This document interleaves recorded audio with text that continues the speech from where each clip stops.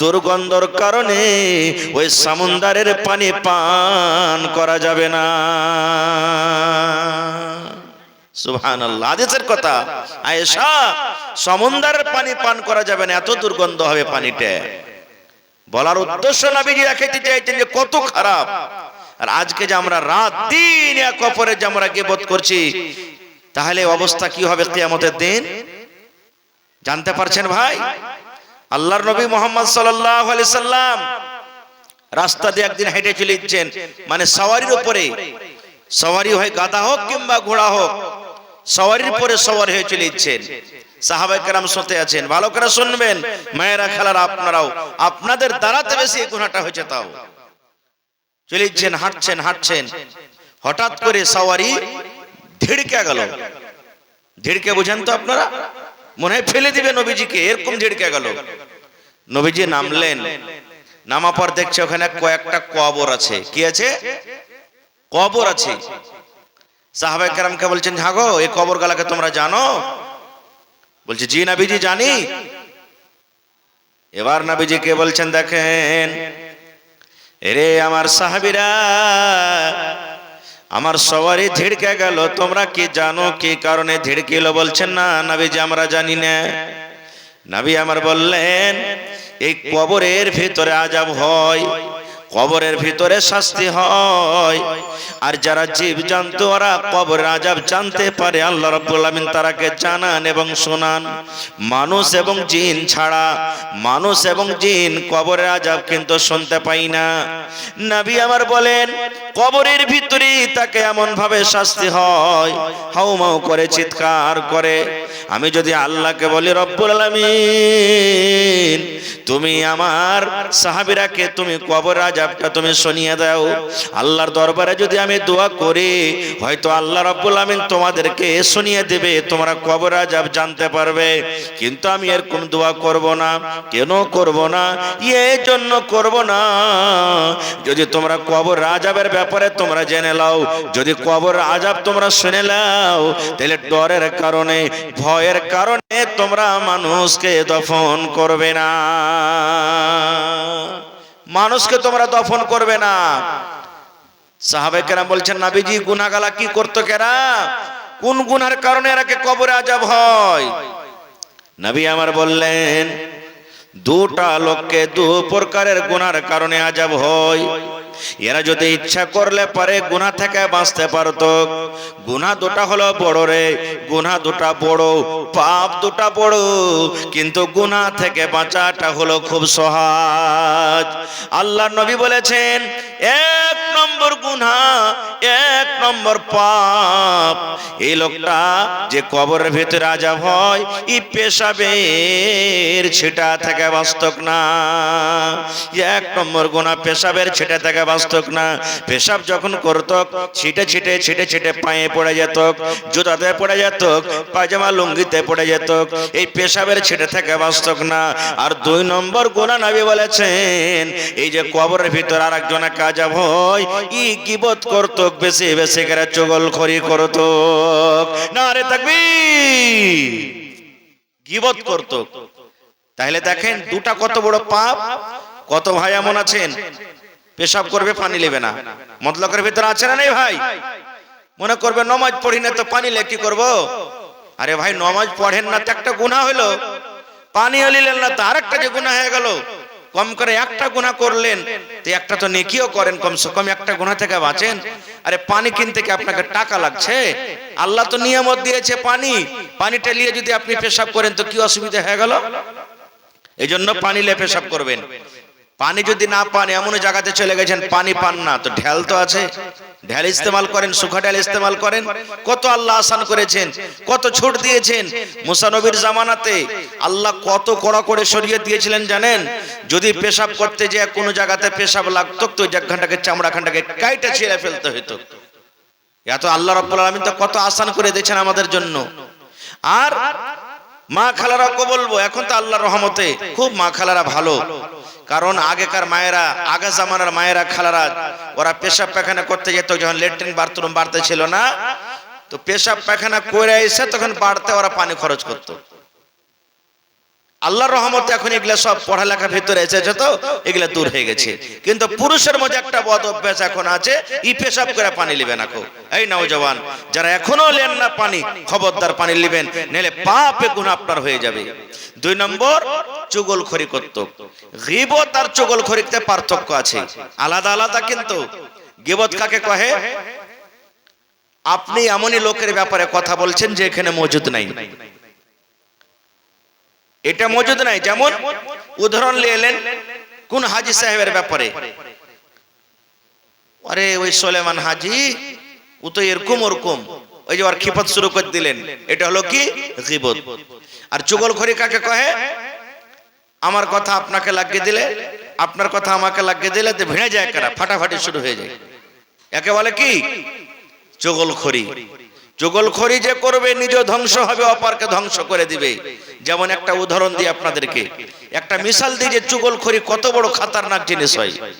একটা লোক একটা গোলাম বিক্রি করতে গেছে বাজারে।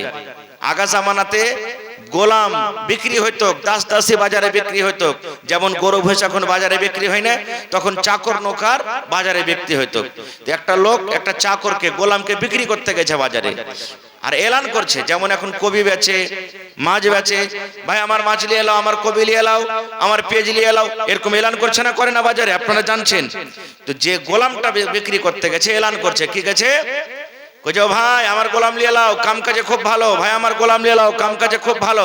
কিন্তু একটাই শুধু এর ভিতরে বদ অভ্যাস আছে যে একটু বেশি বেশি করে গীবত করে, খালি চুগলখড়ি করে, একটু খালি চুগলখড়ি করে। এই কিন্তু অরিজিনাল কথাটা বলে দিয়েছে সবার সামনে। এই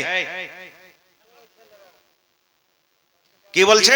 আমার গোলামটা তুমি নিয়ে এলাও, সব কাজ ভালো, খালি একটু করে চুগলখড়ি করছে। ভালো করে শুনবেন কিনা কথাটা। একটা লোক তখন এসে বলছে যে, মানে গ্রামের মোড়ল সর্দার, কইছে হ্যাঁ আমার একটা ছেলে পেলে নাই, 10-15 বিঘা জমি জায়গা আছে, কে খাইবে? একটু করে চুগলখড়ি না করছে, করছে করুক গা, বেটা বানিয়ে লিব, ওকে বেটা বানিয়ে রাখবো, আমার বেটার মতন থাকবে, আর কেন চুগলখড়ি করবে? ও ছোট মোটো কথা মনে করে বাড়ি কিনে নিয়ে চলে গেল কিনা ওকে। এবার থাকে থাকে যে চুগলখড়ি যে করবে, ওর যেটা বদ অভ্যাস কোনোদিন ভুলতে পারবে? পারবে না। মোড়ল ওকে যত জমি জায়গা ছিল সব সাথে সাথে করে 2-4 দিনে দেখিয়ে দিয়েছে। দেখিয়ে দেওয়ার পর একদিন তখন মোড়লকে বলছে, মোড়ল জি আমার মনটা ভালো লাগে না, আমি বাড়িতে থাকবো, আপনি যান কামে যাবেন। তো চলে গেলেন। বাড়িতে তখন আছে, তখন চাকরটা ওই মোড়লনিকে কইছে, মোড়লনি একটা কথা বলবো। বলছে কি রে বাপ? বলছে মোড়ল যে আমাকে কয়েকদিন যে ঘুরাইতে লাগলো জমিতে, জানছেন একটা বেটি ছেলে শুধু চক্কর চলছে খুব। দেখেন কথাটা কি লাগেছে, ও চক্কর চলছে, আপনি বুঝতে পারেন না? বলছে তাই না? তো হ্যাঁ। বলছে আমাকে এরকম মনে হলো যে ওরা কাল বিবাহ পর্যন্ত করে নিবে। জি তোমার ছেলে পেলা হয় না, ওকে বিবাহ পর্যন্ত করে নিবে। বলছে হ্যাঁ রে বাপ, কি করতে হবে? বলছে কি করতে হবে? কিছু জানি আমি, যদি করতে চাও তো এখনো উপায় আছে, একটা রাইতে মতো রাইজ বাইচা আছে। বলছে কি করতে হবে? বলছে যখন রাইতে মোড়ল শুধবে, নিন চল যাবে, তখন তুমি চাকু দিয়ে হোক, যা পাথর দিয়ে হোক, যা কোনো জিনিস দিয়ে হোক, ওর একটা দাড়ি গালা কাইটা আমাকে দিও, তোমাকে একটা তাবিজ বানিয়ে দিব, ওর দেমাগ কিন্তু ঘুরে যাবে মোড়লের, আর ওগুলো সব ভুলে যাবে। দেখেন কি কথা বলছে, যে রাইতে শুধবে তখন তুমি আমাকে একটা ওর দাড়ি গালা কেটে দিও, বাকি যা করার আমি করবো। বলছে ঠিক আছে, এটা তো আসান কাম, স্বামী স্ত্রী একসাথে থাকবে, পুরুষ নিন যাবে, এটা দাড়ি নিতে কি আর কোনো অসুবিধা নেই। এবারে মোড়ল বাড়িতে এসেছে, দুপুরে খানা পিনা খাওয়া পর তখন বলছে যে রে চল তো জমিনে, তুই 2 দিন থেকে যাসনি, পারি না যত ঘুরে আসি। এবার চলে গেছে, যা পর তখন ঘুরতে ঘুরতে মোড়লকে কি বলছে, মোড়ল একটা কথা বলবো। বলছে কি?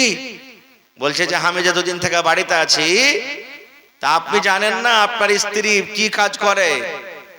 হ্যাঁ এরকম এরকম ও অপরের সাথে ভালোবাসা করে।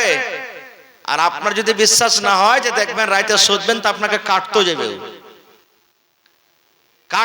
আপনাকে। আপনার যদি বিশ্বাস না হয় তো চুক পাতিলিয়া হোক বা চাকুলিয়া হোক, আপনাকে কাটতে যাবে। বলে তাই নাকি রে, সত্যি বলছিস? কইছে হ্যাঁ। বলছে ঠিক আছে, তাইলে জমিন জায়গা ঘোরাফোরা করা, এসার নামাজ পড়ে শুতেছে 2 জন। এবার এক অপরকে জোগাইছে। কি জোগাইছে? মোড়ল্লি নিনজাই না যে মরা সুতলে পারি তোর একটা দাড়ি কাটবো তাবিজ বানাবো, আর মোড়লে নিনজাই না যে আমি নিনজাতে গেলে হয়তো আমাকে ছুরিতে জবাই করে দিবে। ইয়া কফরের তালে আছে। আব কেহ নিনজাই না, রাত 12 1টা 2টা হিজছে। তখন এই করতে করতে মোড়ল বলছে যে না একটু আমাকে বাহানা করতে হবে, ভোগা দিয়ে। মোড়ল এই পেঁয়াজ মানুষ বুঝতে পারবে, যারা মোড়ল কত কষ্ট করে ওরা মুজরিমের মুখ দিয়ে কথা উগলাছে তা ওরাই জানছে। ভোগা দিয়ে একটু চোখখানটা খালি বন্ধ করেছে, এমনি নাক ডাকালছে, আর মোড়ল নি মনে করছে যে ই বোন হয় শুতে গেছে। এখন চাকরখানটাকে বাহির করে আবার দাড়ি কাটতে যাবে, আর গপ করে হাতখানটা ধরে নিয়ে বলছে যে আমার চাকর তো ঠিকই বলেছে, ই শয়তান তো আমাকে মানে কি যে মারতে যাচ্ছিল, চাকরখানটাকে নিয়ে ওর পেটে দিলে ভরে শেষ। এবারে ওর বাপ ভাইরা জানতে পেরেছে মোড়লনির যে আমাকে বহিনকে বা বেটিকে মেরে দিয়েছে, ওরা সকালে এসে দিলে মোড়লকে মেরে। দেখেন কিবত কি জিনিস, ধ্বংস হলো না দুজন। সমাজে ঠিক এরকমই হয়েছে ভাই। কিছু চুগলখোর মানুষ এমন আছে, এক দোস্ত আরেক দোস্তের ভালোবাসা দেখতে পারে না, এক বন্ধুর আরেক বন্ধুর ভালোবাসা দেখতে পারে না, এক ভাইয়ের আরেক ভাইয়ের ভালোবাসা দেখতে পারে না, এক বাপ আরেক বেটার ভালোবাসা দেখতে পারে না, রাখেন ভালোবাসা দেখতে পারে না। যার কারণে সমাজে এরকম হয়েছে। কত দেখবেন জীবন এরকম ভাবে মানুষের জীবন নষ্ট হয়েছে ভাই আমার। এই জন্য এই গীবত আর চুগলখড়ি খুব সব থেকে বড় খতরনাক জিনিস। আমার ওস্তাদে মোহতারাম শেখ আশরাফুল হক রহমানি রাহিমাহুল্লাহ দুনিয়া থেকে চলে গেছেন। খুব মুত্তাকি তাহাজ্জুদ গুজার মানুষ ছিলেন। আমাদেরকে বলতেন যে মানুষের দোস্তি কিভাবে টুটে জানেন, দু দোস্ত ছিলেন, দু দোস্ত এমনই কাহারা দোস্ত যে ও আর বাড়তে খাইতো, আর বাড়তে হাজির তো, আর বাড়তে কি খাইলে আর বাড়তে হাজির তো, এরকম এখনো দুনিয়াতে আছে এরকম বন্ধুতালি আছে না নেই? গ্রামের একটা লোককে খুব খারাপ লেগেছে, তখন ওরা দুজন একদিন হেঁটে চলিচ্ছে, তখন ওই যে যাকে খারাপ লেগেছে আর একটা লোক ও বলছে এ ভাই তোমরা দু দোষ খালি হেঁটে চলিচ্ছ একসাথে, যেখানে ইচ্ছো ঘোরাফেরা করছো, আজ আমাকে সাথে নেবে না? বলে চলো নেবো না কেন, চলো আমাদের সাথে চলো। হাঁটতে হাঁটতে যখন 10 কদম গেছে তখন একটা দোষকে কইছে ভাই তুমি রুকো, ভাই তুমি রুকো। বলছে কেন? বলছে তোমাকে দুটা কথা বলবো। আর আরেকটা দোষকে বলছে ভাই তুমি 10 কদম হাঁটো, তুমি 10 কদম হাঁটো, একে তোমার দোষকে দুটা কথা বলবো। বলে ঠিক আছে বলো। এবার 10 কদম যখন হেঁটে চলে গেছে তখন ওই যে লোকটা পাছে এসেছে, যাকে দুটা কথা বলবো বলেছে দাঁড় করেছে, একে বলছে থেকে ভাই বলবো না, চলো সাথে সাথে। এবার চলে গেল। 10 কদম হাঁটা পর তখন দু দোষ আবার এক জায়গাতে হেছে, তখন আগেকার দোষটা পরেকার দোষকে কইছে হাজি দোষ কি কহিলে উ, আপনারা বলেন তো কি কহেছে, কহেন জোর করে বলেন। এটাই না বলবে যে আমাকে কিছু বলেনি, ওই দোষ মানবে? কইছে হাজি দোষ ইয়া তো আমরা জিগরি দোস্ত জি, আর তুমি আজ আমার সামনে কথাটাকে ছুপাইছো। কইছে হাজি দোষ আসলেই বলবো কে বলেনি। কইছে ওরে আল্লাহ তুমি আমাকে দোস্তিটাকে ভেঙে দিলে জীবনের যে দোষ, হ্যাঁ ওইটাই তোমার লেগে ভালো হয়ে গেল, ওর কথাটা তুমি আমাকে শুনেলে না। এই দেখেন দোস্তিকে ভেঙে দিলে। এই জন্য গীবত আর চুগলখড়ি খুব খারাপ। এই জুবান দিয়েছে আল্লাহ খুব বড় নিয়ামত। এতে কি পড়িতে হবে? একটা দোয়া শিখিয়ে দিচ্ছি আপনাদেরকে। এই যে 2026 সাল শেষ হয় আপনাকে দোয়া দিচ্ছি, এই দোয়াটা পড়েন আপনারা। কি নবী আমার বলেছেন সহিহ বুখারী শরীফের আখরি হাদিস, কালিমাতানি হাবিবাতানি ইলার রহমানি সাকিলাতানি ফিল মিজানি ওয়া খাফিফাতানি আলাল লিসান। কত সুন্দর দোয়া জানেন? নবী আমার বলেছেন কালিমাতানি হাবিবাতানি ইলার রহমানি, দুটা কালিমা দুটা কথা আল্লাহর কাছে খুবই ভালো, আল্লাহর কাছে খুবই ভালো। তা আল্লাহ যে কথা দুটা ভালোবাসেন তো কথা দুটা খারাপ হইতে পারে? জোরে বলেন খারাপ হইতে পারে? আল্লাহর রাসূল বলছেন আল্লাহকে কথা দুটা খুব ভালো। ওয়াসাকিলাতানি ফিল মিজান, আর কথা যখন তারাজুতে ওজন করা হবে রে ভাই খুবই ভারী হবে, খুবই ভারী হবে। দোয়াটার ফজিলত এটা। 3 নম্বরে নবী বলেছেন ওয়া খাফিফাতানি আলাল লিসান, আর ওই দোয়াটা যখন আপনি জুবানে পড়িতে যাবেন একবারে হালকা হবে। পড়িতে পারবো না এরকম কোনো নয়, যারা পড়ালেখা ওরাও পড়িতে পারবে, যারা পড়ালেখা করেনি ওরাও পারবে, যারা আরবি জানে ওরাও পারবে, যারা আরবি জানে না ওরাও পারবে। আল্লাহ রাসূল বলেছেন যারা মাদ্রাসাতে পড়ালেখা করেছেন তারাও পারবে, যারা পড়ালেখা করেনি তারাও পারবে। এত সহজ এত আসান, পড়িতে পারবো না, জিভে আটকে যাবে, পড়িতে আমার খাস্তানা হবে কিংবা পড়িতে কষ্ট হবে এরকম কোনো কথা নাই। তাহলে দোয়াটার ফজিলত হয়ে গেল 3টে। 1 নম্বর ফজিলত দোয়াটা আল্লাহ ভালোবাসেন। 2 নম্বর ফজিলত মিজানের পাল্লাতে বেশি ভারী হয়ে যাবে। 3 নম্বর ফজিলত জুবানে পড়িতে কোনো মুশকিল হবে না। নবী বলেছেন দোয়া কি সুবহানাল্লাহি ওয়া বিহামদিহি সুবহানাল্লাহিল আযীম। পড়েন আমার সাথে মায়েরা, মনে মনে আপনারাও পড়েন আর আপনারা একটু জোর জোর করে পড়েন সুবহানাল্লাহি ওয়া বিহামদিহি সুবহানাল্লাহিল আযীম সুবহানাল্লাহি ওয়া বিহামদিহি সুবহানাল্লাহিল আযীম। ভেজাল লাগলো? কত মা খালা আছে ওই শুরুখানটা পড়বে কালেমাতানে হাবিবাতানে ইলার রহমানে ওয়া সাকিলাতানে ফিল মিজানে ওয়া খাফিফাতানে আলাল লিসান, এখানটা করা পড়বে। এখানটা আপনাকে মুখস্থ করতে হবে না, এখানটা হলো দুয়ার ফজিলত, আপনাকে পড়তে হবে শুধু এখানটা সুবহানাল্লাহি ওয়া বিহামদিহি সুবহানাল্লাহিল আযীম সুবহানাল্লাহি ওয়া বিহামদিহি সুবহানাল্লাহিল আযীম। এ আমার মায়েরা খালারা, এ আমার দিদিরা, এক অপরের গীবত না করে, এক অপরের চুগলখড়ি না করে, এক অপরের বুরাই না করে, মাকে খালাকে বোনরে ভাইরে যদি এই দোয়াটা আপনি পড়েন, এই দোয়াটা যদি আপনি পড়েন আল্লাহ খুশি হয়ে যাবেন, আল্লাহ রাজি হয়ে যাবেন। আপনার কিয়ামতের দিন মিজানের পাল্লা ভারী হয়ে যাবে, মিজানের পাল্লা ভারী হয়ে যাবে, আল্লাহ রাব্বুল আলামিনের দরবারে পেয়ারা বান্দা বান্দি হয়ে যাবেন। নারে তাকবীর। একটা আপনাকে দোয়া দিয়ে দেন, আর একটা দোয়া শিখালেন। দোয়াটা তো জানছে মা খালারা, কিন্তু মেলায় মানুষ ফজিলত জানে না। কি দোয়া? লা ইলাহা, পড়েন লা ইলাহা ইল্লা আনতা সুবহানাক ইন্নী কুনতু মিনাজ জালিমিন। লা ইলাহা ইল্লা আনতা সুবহানাক ইন্নী কুনতু মিনাজ জালিমিন। কে পড়েছিলেন এটা? হযরত ইউনূস আলাইহিস সালাম। ইউনূস নবী পড়েছিলেন। কখন? যখন ওর কওমের পরে রাগ করে গোসা করে বাড়ি ঘর ছেড়ে যখন চলে গেছিলেন বাহিরে, ঘাট পার হইতে হবে, নদী পার হইতে হবে, মেলায় লম্বা ঘটনা আছে। ঘাট থেকে নৌকা থেকে এবার পান্তে পড়ে গেলেন, যখন নৌকা হাবুক ডুবুক করতে শুরু হলো, পানিতে যেমনই পড়ে যা মাছ হাঁ করেছিল সমুদ্রে, মাছের ভিতরে ঢুকে গেলেন, মাছ গিলে নিলেন। আপনারা বলেন তো, যে মাছের পেটে চলে গেলেন, মাছ যাকে গিলে নিলেন, আর কি বাঁচার উম্মিদ আছে ভাই? কোনো বাঁচার উম্মিদ নাই। কবর থেকে তো খাতারনাক হয়ে গেল, মানুষকে মাটি দিচ্ছে, কবরের ভিতরে যাইছে, তো দেখতে পাওয়া যেটা কবর, আর মাছ সমুদ্রে অত অত পানি, কোন মাছে গিললো, কে খালো, কে দেখতে যাবে? কিন্তু ইউনূস নবী আল্লাহ রাব্বুল আলামিনের পরে এত ভরসা, আল্লাহ রাব্বুল আলামিনের পরে এত বিশ্বাস, ইউনূস নবী দুয়া কিন্তু পড়তে ছাড়ে না, তাসবিহ তাহলিল জিকির আজকার কিন্তু ছাড়ে না। মুখ দেয় একটাই কথা, লা ইলাহা ইল্লা আনতা সুবহানাক ইন্নী কুনতু মিনাজ জালিমিন। লা ইলাহা ইল্লা আনতা সুবহানাক ইন্নী কুনতু মিনাজ জালিমিন পড়েতেই আছেন।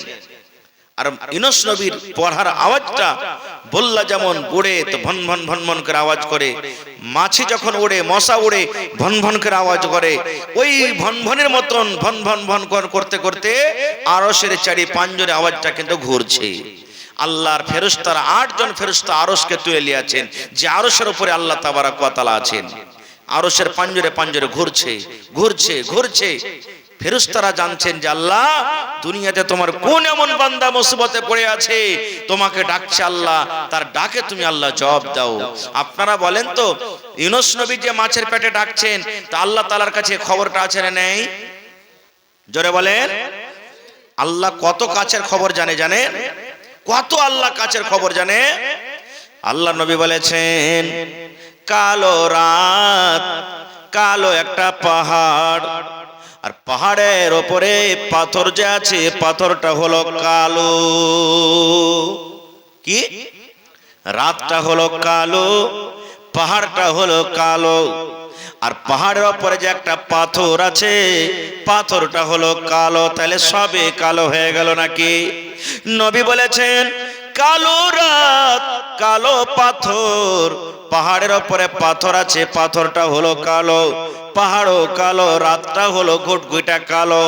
এরকম রাতের বেলাতে যদি একটা সাপ পাথরের ওপর দিয়ে হেঁটে চলে যায়, আল্লাহ রাব্বুল আলামিন বলেন, বান্দারে আমি সাত আকাশের ওপরে আরশ থেকে আমি আল্লাহ তাআলা ওই সাপটা যে চলে পাহাড়ের ওপরে পাথরের ওপরে, আমি আল্লাহ সাপটাকে দেখতে পাই, এবং কত জোরে জোরে চলে, ওর পায়ের আওয়াজ পর্যন্ত